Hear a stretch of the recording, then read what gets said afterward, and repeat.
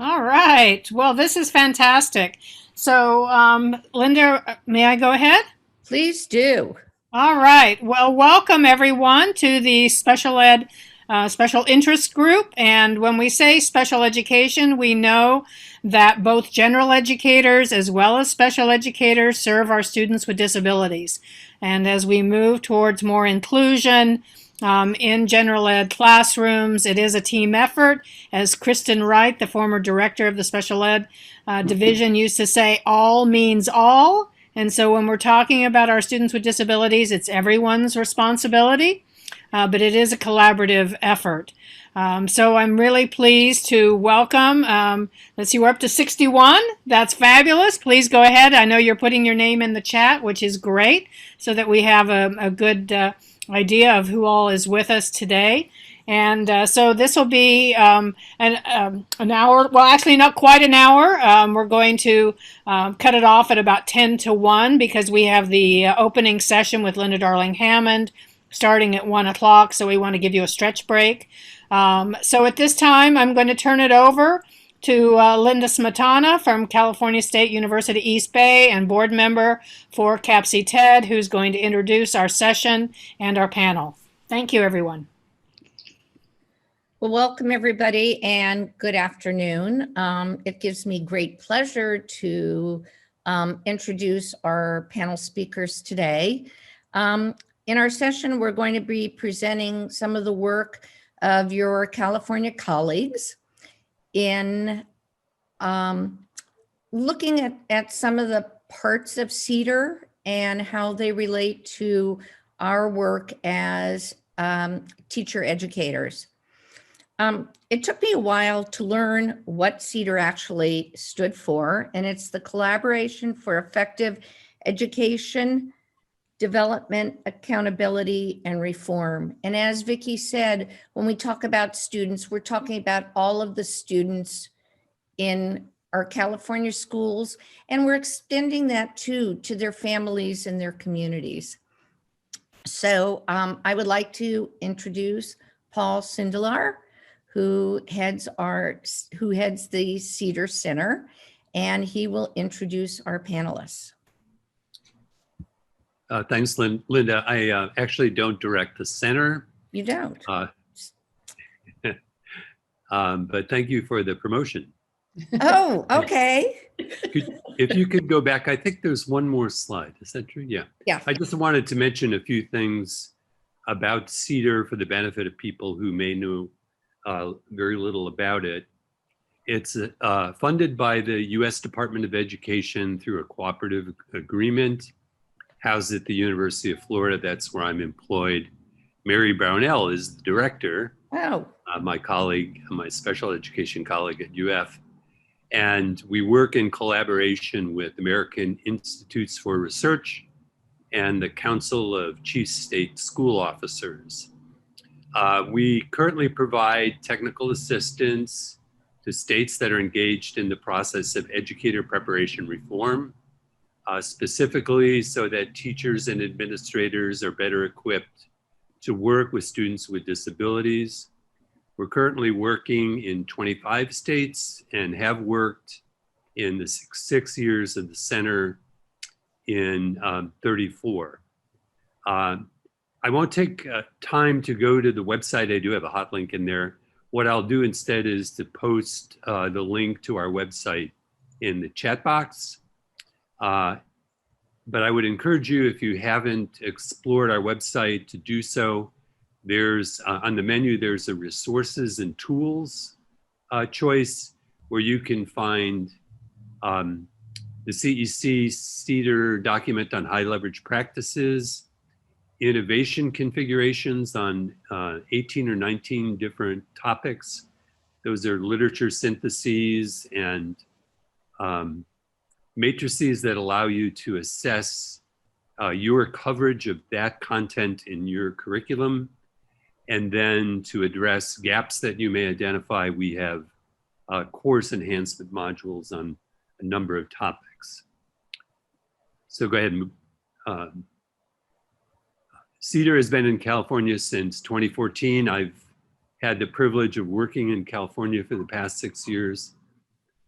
It's I can't tell you how much reward I get out of the work in California. It's really terrific.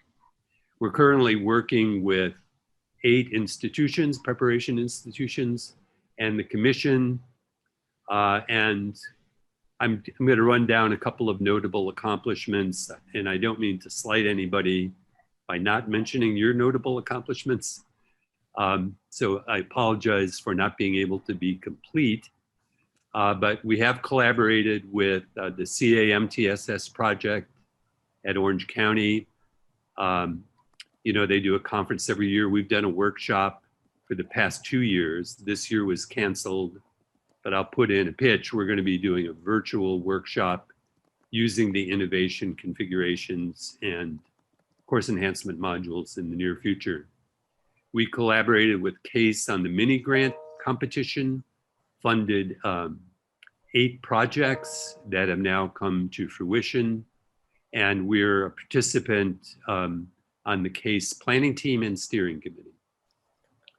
And there have been equally notable accomplishments on the individual campuses. I'm going to name just a couple. At Cal State Long Beach, the development of the Urban Dual Credential Program. Cal State LA, Andrea Zetlin and her colleagues developed faculty professional development modules. They're available on our website to anybody who would like to use them, focused on MTSS, Universal Design for Learning, and differentiated instruction. Go ahead, Linda. Currently, we have a blueprint that guides our work, and we're addressing 4 objectives.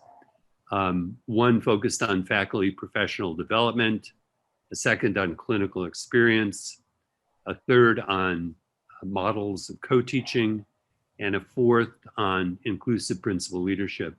We recently applied for CEDAR funds to support the work, and what we're going to describe today are those funded activities under each of those 4 objectives.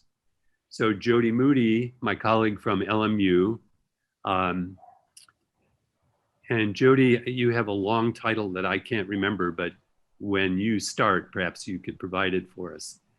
She's going to be talking about the work we're doing with CAMTSS under Objective 1. Ann Spillane from Brandman University. Ann is Associate Professor and Associate Dean at Brandman. She's going to be talking about work that we're doing in collaboration with the CSU system. Rebecca Jez from the University of San Diego. Rebecca's an assistant professor of special education there. She's going to be talking about work we're undertaking in collaboration with CCTE, providing a series of, I know I'm going to say it wrong, I'm going to say webinars, but there's a better term that she'll use to describe the work that's going on. And then Chuck Flores, Assistant Professor of Educational Leadership at Cal State LA, who's leading our effort with CASE to develop a group focused on inclusive principal leadership. Each of the panelists will take 10 minutes. Like the debate tonight, Linda, you have the microphones off switch, don't you? I probably, No, no. I'm just kidding. But they have that for the debate tonight. But we're going to start with Judy, and we'll ask that each of the panelists take about 10 minutes to describe in more detail the work that we're undertaking this year. So Jody. Jody. Okay. Hi, everybody. I'm Jody from LMU. And yes, I have a couple titles. So I'm the Academic Program Director for General Education Programs and Pathways for Interns and Practitioners. That's one. And the other one is I'm the EdTPA Coordinator for Teacher Ed for Interns and Traditional and Practitioners. So yes, Chuck, or Paul, it was a mouthful. And I'm clinical faculty. So I've been so excited to work with Paul and the group on the Objective 1, and this really hones in around faculty expertise. So our goal is to really help improve faculty adjunct as well as tenure line, and to the commitment of that with regarding UDL, MTSS, inclusion, and other tiered levels of support, and how we can incorporate all of this into coursework and our frameworks. And so that was our main objective a while back. And it ended up morphing into 2 roads. So I'm going to go ahead and have you hit the next slide. The first road, and that was alluding a little bit to what Paul had said earlier about the innovation configuration, is to take up where we left off with the actual MTSS conference that was supposed to happen with Orange County that didn't happen due to COVID. But we really feel we can pick up the charge here and create and support and facilitate a virtual workshop in which all tenure line or adjuncts can come to and begin to build out where they can incorporate the tenets of MTSS.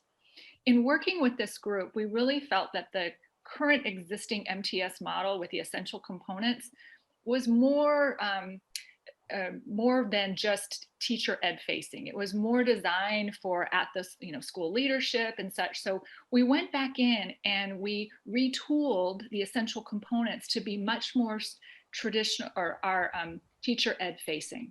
So we first did that, and now we're ready to talk about building this workshop where folks can come and look at their curriculum through these teacher ed prep now facing MTSS strands. And we're really excited to start this up. We are building more capacity to maybe have more of these in the future, but I think this is a great place to begin. Myself and others went to the IC workshop last year, and it was very helpful. I was able to look at, particularly for us, just one specific course and see where we met the target and see where we need to improve. So it was a very helpful and pragmatic way to look at our curriculum. So that was our first task that we came out of this, and this is our virtual workshop. Go ahead, hit one more, Linda. And this is our second one. So now we were also looking at, well, how can we also support some professional development for our adjunct and tenure line, as well as teacher educators, that would go alongside of what is currently the MTSS models at Orange County. And so we really want to look at building this Canvas-based certificate. So technically there's a certificated course right now in Canvas at Orange County. And we want to kind of tag off from that and look at some foundational pieces around MTSS. We want to pilot this with them, which will include both Gen Ed and SPED administrators, counselors, and school psychologists. And our role is to really develop this for the teacher ed pathway. We do know what they already have some of these modules, but we want to know where we fit, and basically looking at specific design principles where we can build in activities and choice and kind of UDL design built into these modules. So we're looking at building alongside of Orange County and building these up in Canvas. And we're very excited about this process. We have been collaborating with Orange County on this, and it sounds like everything is really good to go and begin to move forward. So Paul, do you have anything extra, any more updates for us? I think that's the most recent, right? Yeah. Yeah, we did meet with Rhonda Marriott from CAMTSS, and she showed us around and we got a really clear sense of the content and how we're going to fit into the bigger set of MTSS modules that project has developed. It's very impressive. And I believe they're shooting for a January, although we may not be ready in January, they're shooting for a January 2021 release of that information. Great.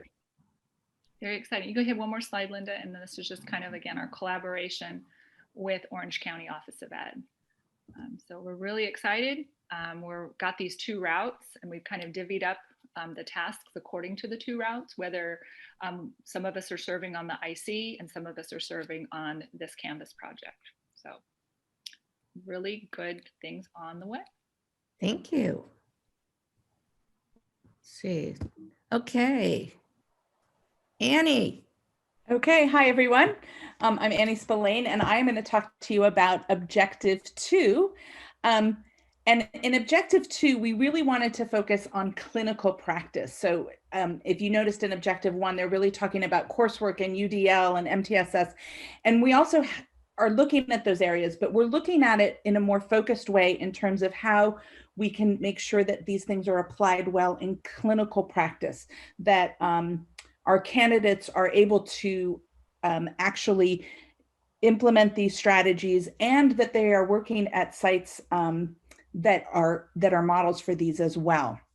So for our objective, so what we want to do is we want to have educator preparation programs and K-12 partnerships to ensure that we have really great clinical practice experiences for our students and our candidates, and so that they're really able to implement these things and be successful educators. So we have 3 tasks, and I'll go through them quickly and then elaborate more on them. Our first task is where we're developing effective clinical practice content for a CSU website. So, but it will be available to all. And we're looking at some key concepts of inclusive practices, including UDL, MTSS, culturally responsive practice, and also high leverage practices.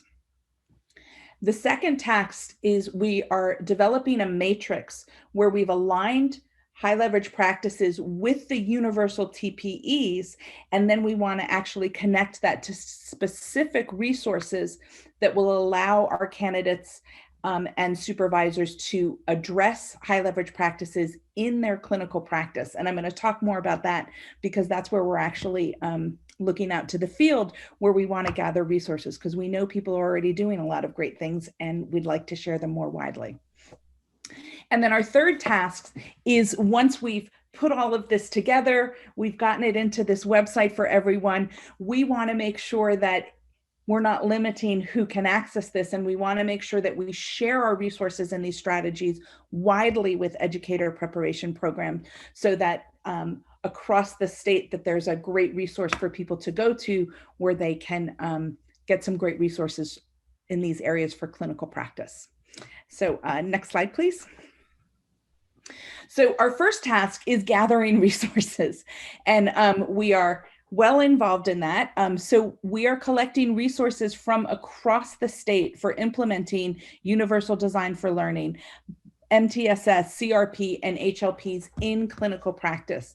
So this is kind of my call to all of you, and there's 80 some of you on this website. So I'm hoping that some of you have some great things that you can share. If you're doing great things in these areas in your clinical practice, or have ways that you're doing those, please send them to me. My email address is there. It's spillane@brandman.edu. And we're collecting these resources. We'll go through them, and then we will share them as part of a Cal State University website that's accessible to all. So that website is currently being built, and we are going to be adding to it with our own information and these materials that we've collected. So so our first part of that is a kind of a call to action for all of you in the field, where we can gather resources. Another part of our task that we're going to do, and we're doing this in collaboration with CTC, is we want to develop an observation form that can be used by IHEs, where they can, as their candidates are in clinical practice, they can identify and formatively assess inclusive practices and the implementation of these strategies, UDL, MTSS, culturally responsive practices, and high leverage practices in general education and special education clinical practice. So not only do we have these resources to enable our candidates to be able to demonstrate these skills in clinical practice, we'll have a formative assessment tool that can help IHEs to actually assess where students are at, where they may need more support, where they're doing great. Next slide, please. Our second task is to continue developing this high leverage practice matrix, including linking resources. So you can see here where it's been started. And what we've done is we've looked at all of the high leverage practices, and the high leverage practices include collaboration, assessment, social, emotional, and behavioral practices, and instruction. And there's, among each area, there's different components. We've defined the high leverage practice. And then what we did is we matched each high leverage practice to the California Universal TPEs, so that when you're assessing for these high leverage practices, or you're teaching these high leverage practices, you also know what universal TPEs are being met. So we've done that first part, and now we're at the place where we are collecting resources, which we will be linking and putting into this matrix, which will then go and be involved in developing that website. So this is our matrix that we're developing, and we will continue over this next year to finish putting this information together. And then next slide, please. And finally, for our third task, it's great to have a lot of information. It's great to have a website, but if nobody knows where to get it or where it exists, it doesn't become useful. So we really want to work hard to ensure that this information and resources being shared widely with both general education and special education educator preparation programs, so we can continue that wonderful work that we're all doing in the area of inclusion. So our plan is to do this through conferences where we will present the website, we will present the information in the form, as well as sharing through some of our California organizations like CTC. As we do that and put that out there and get those resources, we're also going to be collecting feedback regarding the resources and the information via a survey so that we can analyze that information and then make sure that this is an ongoing thing where we're collecting resources and sharing them out, and we're ensuring that the resources and information we're sharing is useful and valuable to everyone who wants to use it. And any questions or anything, Paul, or I have many of my Objective 2 members as part of this that anybody wants to add? I think we should wait to the end for questions. Yeah. Perfect. But if the other Objective 2 team members have something to add, please go ahead. Or Kate, my CEDAR colleague, Kate Adams, is on as well, who's been working with this group. Kate, if you have anything to add, go right ahead. Oh, Annie did a great job. Yeah. We've appreciated the input from CTC as well. Very much so. Mm-hmm. And their actual enthusiasm about the idea of an observation form. Yes. Mm-hmm. All right, so my name is Rebecca and I'll be presenting out for Objective 3. I've been privileged to work with a really wonderful group of folks who have really been looking at how to explore and facilitate development of different models of collaboration and integrative co-teaching, learning, and shared experience. And so one of the areas that we have been doing is building out a continuum from looking at a very siloed approach to education, which we see oftentimes in higher ed, to the fully collaborative and integrative co-teaching and learning and shared experience. And so I'll be talking about the survey that we're going to be sending out, and then we're also putting together a series of webinars. If you wouldn't mind moving the slide forward. All right, so this is really when we got together and started thinking about, how do we move into a more collaborative and integrative way of looking at education and preparing teachers. What we realized was we needed more information. We needed to know kind of where universities are in California on this continuum. We decided to really take a look first at the barriers and the structures that either promote inclusive and collaborative approaches or keep us from being able to be successful around those types of approaches. So that could be within the structures. And then if we knew that, then we could really provide additional recommendations for solutions and some support. So we right now we're working on this survey. We realized that once COVID hit, that our survey needs to look a little different. And so we're making some changes around that. But we'll be releasing that in March 2021. So please look out for the survey to come and let us know what's going on in your university so that we can really get some good information and pull that together and share it with everyone. Next slide. So the other very exciting thing, when we got the funding from CEDAR, we put together or we're putting together a critical collaboration workshop series. And I have the objectives listed here, but we really wanted to, we've been thinking about how collaborative processes and co-teaching can really relate to also the Black Lives Matter and anti-racism, empathy, compassion, trauma-informed practices. That it really is this, to do this well means that you're dismantling the traditional system that we've had. When we talk about these inclusive practices, we're also talking about the intersection between race, ableism, language, all of these different pieces that we see within our classrooms, within our teacher prep. And so we wanted to kind of bring those conversations forward. So we're going to have a speaker series where we'll, speaker series plus workshop. So we'll have different speakers come in and then we'll actually workshop the ideas.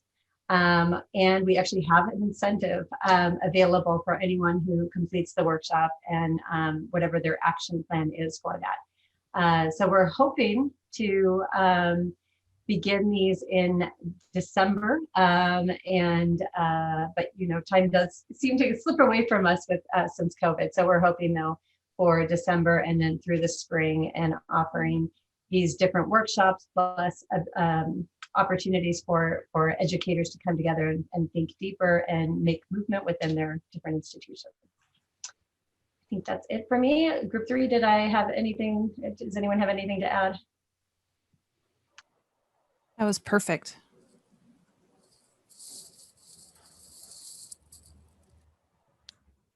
Hey, should I go ahead and start? Too, that my colleague, Yes. CEDAR colleague Linda Blanton's on the webinar today.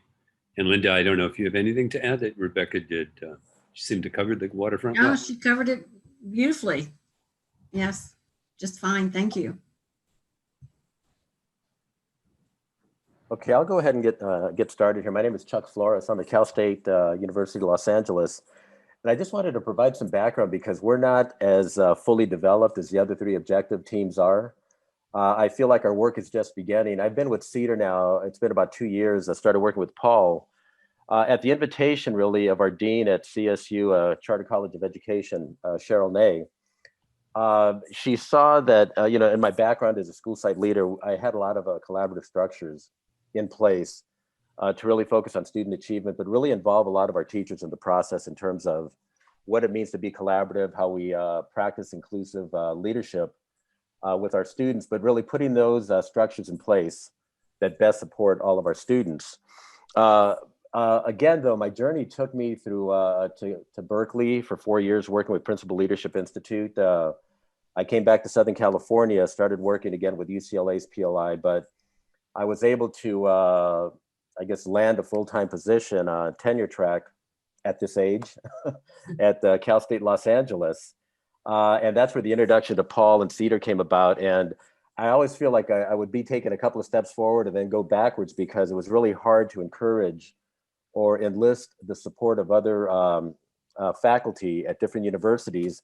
And we're finally starting to make some headway with all of that. So with that background there, this is what we're looking at in terms of inclusive leadership practices.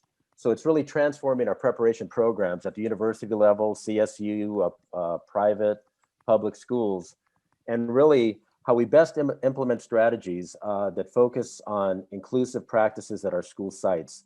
Even though we talk about this in our universities, I mean, the classes that I've taught at Berkeley, at UCLA, and now at Cal State, really look at how we best support all students. And it's interesting as a side note that a number of the students that I work with are special ed teachers that are going into leadership. So now more than ever, we really have to look at some of this here. Okay, the slides are moving there. Here we go, okay. So what we're looking at is promoting practices that advance inclusive and learner-centered leadership, a critical element to look at in terms of our leadership of school sites, supporting the skills necessary for optimal inclusive learning environments, and also developing an understanding and knowledge of evidence-based practices that our teachers need to fully advance positive outcomes for students with disabilities. So for me as a school site leader, it was really putting these structures in place. I did have a full inclusion school.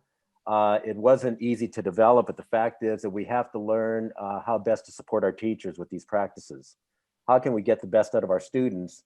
And it's something that takes time to develop. So it's putting support structures in place at our school that's going to lead to better teaching, more effective and engaging instruction for all of our teachers as they pertain to our students. Let's go ahead and move forward, please. So we're not doing this in a vacuum. Over the course of the past year or so, I've enlisted the support of CAPIA. I belong to the California Association of Professors of Educational Administration. So we're actually looking at pushing forward this work as well with CAPIA. And again, we're working with a number of UCs, CSU, other public and private institutions in advancing this cause. Most recently, we've been able to partner up with the California Alliance for Inclusive Schooling. We actually had a presentation yesterday where we talked about what our objective would be. But again, it's putting a focus on the importance of school site leadership and the successful implementation of inclusive practices. You know, some of our members are here. I know Audrey Gomez is here with us from CASE. Linda Blanton has really supported our work, as has Paul. I don't know if either one of you would like to add to this discussion here as it pertains to CASE. Chuck, only that I would encourage everyone to talk to your colleagues in educational leadership and school administration and encourage them to contact Chuck or Audrey or Kristen Wright. That's the leadership team now that's leading this CASE initiative, and inquire about participating with the group. As Chuck mentioned, we did have an inaugural meeting last evening as part of the, well, evening for me, afternoon for you guys, as part of the CASE meeting. And we had quite a few people there, but I'd like to see more people from more institutions who are educational administration or school leadership faculty members. So please encourage your colleagues to get in touch with Chuck or Audrey or Kristen and get involved in this new group. Yeah, and we do have the participation of faculty from Cal State Northridge. We have I have additional faculty from Cal State LA. Loyola Marymount is involved in the initiative, Cal State East Bay, Cal State San Bernardino, but it's really reaching out. I've had a lot of outreach efforts trying to enlist the support of other professors, educational leaders, and it's coming slowly, but I think we're finally making some traction here. If we can go to the next slide, please. So these are part of the prompts we had developed for a meeting yesterday. I thought it was really important to put this out here as well, because, you know, we're operating in a current reality that is totally unexpected. It's very different for all of us. And one thing that we talked about is with a focus on equity, diversity and inclusion, and looking at these twin pandemics. You know, we're looking at the COVID-19 reality and looking at the racial injustices taking place in our society, in our country. So really, as we look at distance learning, how do we increase inclusion for students with disabilities? More importantly, really inclusion overall for all of our students. One thing that I had talked to some of my students about earlier today prior to this meeting is, even with these challenges that we face in leadership, what opportunities have they presented to us? How can we move forward given the current reality and the state that we find ourselves in? We'd go to the next slide, please. And then again, looking forward, looking ahead, how do we continue to support leaders as they respond to these challenges and opportunities that we're currently immersed in? And how do we operationalize our ideas and leverage our collective impact as we move forward with the current reality? Thank you.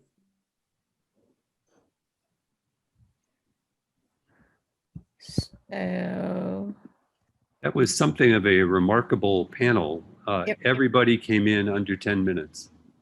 I'm not sure I've ever witnessed a panel that did that before. Good work, you guys. Thank you, Paul. Thank you all. And we have time for questions. You can post the question in the chat box or Linda, can you see everybody? I'm gonna open it up so that I can see even more. I couldn't see everybody before. Now I'm. So actually, if we go back to the last slide, one of the things that we talked about as a group was just highlighting some of the wonderful things that are on the CEEDAR website. And so we just took some screenshots so that you can go and explore on your own. But one is that's just the main page where you can go to the innovative configurations, the ICs, if that's the right way of saying it. And then there's also CEC partnered with CEDAR on the high leverage practices, which is a free download that you can provide to students. It's a really great resource. And now they're having videos come out to support that work. And then also around COVID, the family guide to at-home learning, which is a really nice resource that I have provided to my students to also give to parents. So I just wanted to highlight some of those things. Right. See, we had time. Thanks for the Leverage plug, Rebecca. practices in special ed is also something to share with your gen ed colleagues, because the practices aren't separate. They're not distinct, but they're strategies that run across student populations, teachers, and instructional situations. So I've had gen ed teachers say, do you know about this high leverage practices? I said, yes. Oh, okay, well, we need to share it with gen ed. So it's a little bit more of, really spreading the mission of CEDAR, which is effective education for all of our students. And our last slide, I think, people were asking for contact information. So the last slide has contact information for our presenters. And Vicki, where will the slides be posted?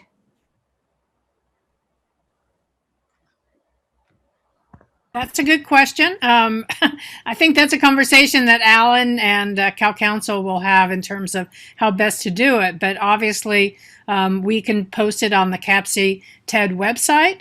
All the slide presentations that have related to our work. But I know that this is being recorded and that Cal Council will be uploading all the recorded sessions probably on the YouTube channel, but there will be more information coming out from Cal Council about sharing all the information. Alan, I don't know if you want to comment on that.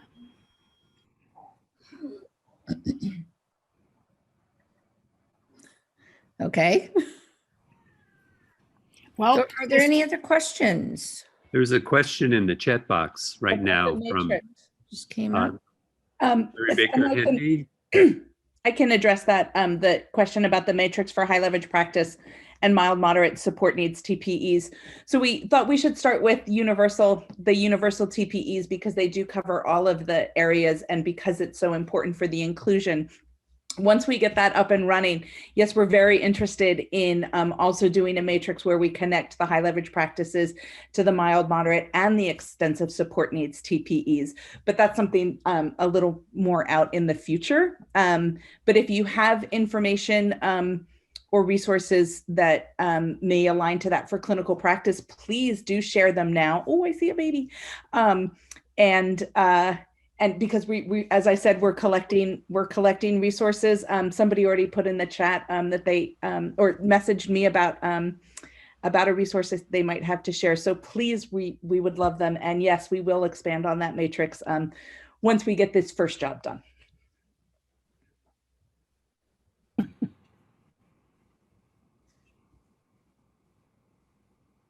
Can I mention something that has nothing to do with CEDAR, but came up yesterday at the CASE meeting? CASE has established, well, one of the subcommittees of CASE is a preparation subcommittee. And we were soliciting people who are interested in serving on that committee or people who are interested in nominating a colleague to serve on the committee. we're looking for diverse representation across different kinds of institutions, different geographical locations, racial and ethnic differences, you name it, disciplinary differences. So the more people who volunteer, the more likely we are to have a fully diverse preparation subcommittee. And Vicki, do you want to just, they should what? Email you? Yeah, I put my email into the chat. There's such great work that's going on, with a variety of initiatives. And so I think, we can all kind of come together and join forces, but it is a group of 8, and we do want to include our colleagues from the UC system, as well as CSUs and the privates as well. And we do want it to go across the state of California as well, and also include our LEA partners. So we do want to have a representative from the local school districts and maybe county offices as well. So please email me if you would like to nominate yourself, or if you have a colleague that you would like to nominate as well. We will have rotating terms so that there is representation that's consistent across all the 3 sectors. But we'd love to have Gen Ed colleagues as well as our Ed Specialist colleagues join us as well. And so I think that's about it in terms of that particular committee. But we can open this up now. We can, if you want to unmute yourself, as opposed to putting something in the chat. We have a few more minutes. I'd love to hear from some of the Gen Ed colleagues. I know Anita commented in the chat that it would be very helpful for general educators. So if any of you are general ed faculty, we'd love to hear from you in terms of how we can help support your work. I do want to mention that the high leverage practices that were mentioned are based on the work of Deborah Ball, who came up with the, I think, I don't know, Linda Blanton may know how many high leverage practices came out of general education, but it's like 20 or 30. So the ones that have been listed for Ed Specialists have been sort of a synthesis of those related to serving students with disabilities, but it is based on the work of Deborah Ball. Vicki, I'd like to say something as a Gen Ed person. I believe that we all need to make an effort to expand the concept of inclusive. And I say that because people still see inclusive as SPED. And I'm talking from a Gen Ed perspective. And so we all need to work together to really, because the word inclusive does mean everyone. But I think that has to be something that we're going to work on. And I'll work on it from my end, from the Gen Ed, but that this is about all of our students and our bilingual students and those students who fall between the cracks. So expanding the idea of inclusiveness, or maybe more clarity. So that's my 2 cents. I would love to tag on to that and agree that not only do we need to expand the consciousness around inclusion, two groups I see persistently ignored are gifted and highly gifted, who are a totally different set of creatures, so to speak, different parameters, and military. Military families have such discrete needs from their, facing death pretty continuously and in and out of family structure and configuration with deployments and, also the whole physical relocations that all the families go through. So they have very particular needs that are rarely ever explicitly mentioned in all of the stuff I've seen and it's a group I feel that we really need to, be aware of, because military families have, very specific needs. Thanks. And I would also add in foster youth. There's a large percentage. In fact, and I would encourage all of you to watch the Advisory Commission on Special Education website and look at the recording of the meeting from yesterday. And it was fascinating to see the breakdown in terms of English learners and some of the subgroups for the local control funding formula. And foster youth are a large percentage of our students with disabilities. And I think we forget that, and especially when we're talking about working with families, because we're going to be working with guardians, not just, you know, the family structure that we might be familiar with, but the foster youth have guardians that are working with them and who represent them at IEP meetings. So that's another subgroup that I think definitely needs to be addressed. Anyone else?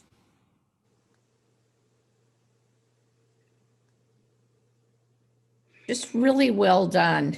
I've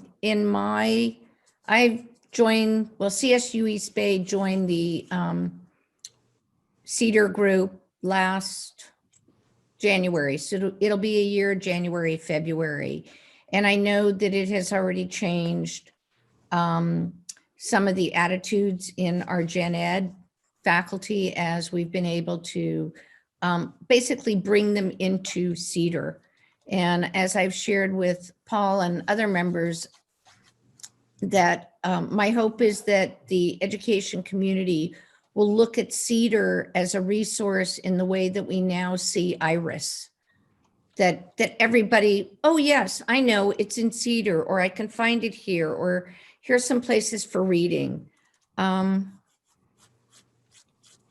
that just as a way of serving, you know, our kids, their families, their communities, teachers, administrators, because it takes everyone to educate our children today. Paul, you may see there's a request for you to give a little bit more information about the case committee that you're putting together. Mm-hmm. Well, Jenny, you're the co-chair. I know. I can say so I'm going to throw it back to you, Jenny. To reiterate what Paul said, yes, and that is true, Vicki. So so the preparation subcommittee is putting together is recruiting members to be on the subcommittee, and we are looking for anyone who would like to volunteer or to nominate themselves or nominate others. As Paul mentioned, and others, we're looking for a diverse group. It's going to be a small group, but we have great hopes for moving everything we're doing so far in the preparation subcommittee with the input from these folks who are members of the group. So if you are interested in perhaps joining the group or in nominating somebody else, we are happy to gather that, and we are sending that. We're asking people to send that to you, Paul. I put my email in the chat, Right. But Jenny, you can put your name in there too. I will do that. As a co-chair. So I think Paul is handing it off to you and me to kind of take it from here. Very good. So, yeah. Anything else? Well, I was very excited about the inclusive leadership piece because I've heard so often that if we really want to make inclusion work, it has to start with the site leadership. And I keep hearing that from my candidates that their principals just don't get it.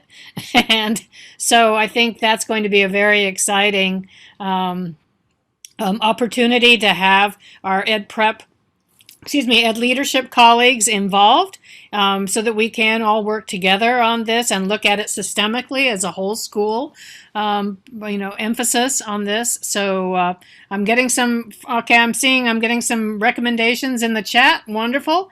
Thank you so much. So I think in the interest of time, Linda, are you okay if we I'm fine. cut it off right now because we have 10 minutes before the opening session with Linda Darling Hammond. And it's a welcome to the whole community as we move forward. And then a very exciting panel conversation with Linda and also Tina Sloan as the chair of the Commission on Teacher Credentialing. So we have a full afternoon of events. I would also encourage any of you who are in the process of redesigning your programs to join us on Saturday morning from 10 to 12. And you will use your registration link that you received for the registration for the conference for that. And we look forward to continuing these conversations. There's a lot of great work going on across the state. And so thanks, everyone. Linda, thank you so much. Paul and all the Thank you, Paul, panel for- presenters. Yeah. Could I make one more quick comment before Of course. people leave? We were talking about the preparation subcommittee of CASE. CASE actually has 4 subcommittees now. Preparation is one of them. There's a policy subcommittee, a practice subcommittee, and then the inclusive leadership subcommittee. And that's the group that Chuck referred to, that he and Audrey and Kristen Wright are taking the lead on. So I wanted to make that clear about the CASE subcommittee structure. Okay, so Thank there we you. go. There's Linda's email. So thanks, everybody. Take a Thank you, everyone. stretch break, and we'll see you in about 7 minutes. Okay, take Bye-bye, care, everyone. everyone. Bye. Austin.